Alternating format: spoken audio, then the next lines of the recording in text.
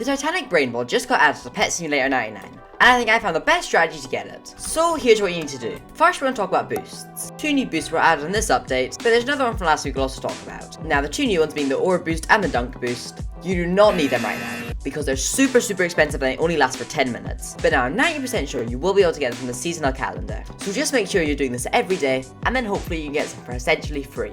But now, the other boost being the springy shoes, make sure you buy those, because they're super cheap and they help a ton. Now quickly, I do want to mention, do not go in a league, because if you go in somebody else's league, there's a high chance to get into the master category. And then that means you'll be going for the Titanic holographic axolotl, and which all these tips do also apply to that Titanic, but you did click on the video for the brain ball, so I don't really know why you would go after that one. But let's say you really wanted the glitch unicorn and the atomic monkey, because you need to be at least in the diamond league to get those huge pets. So what I recommend you doing is make a league, and then maybe also get some multi-counts in the league and then they can AFK as well. But now, with this new league you've made, grind up through the stages, and then eventually you'll hit diamond rank.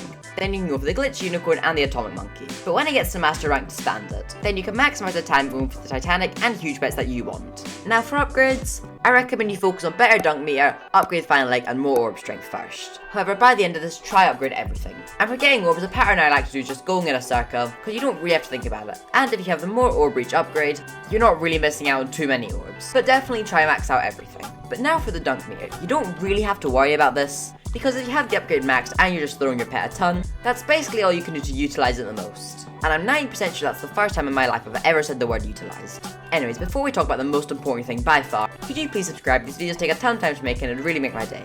You don't have to, but if you do, thank you so much.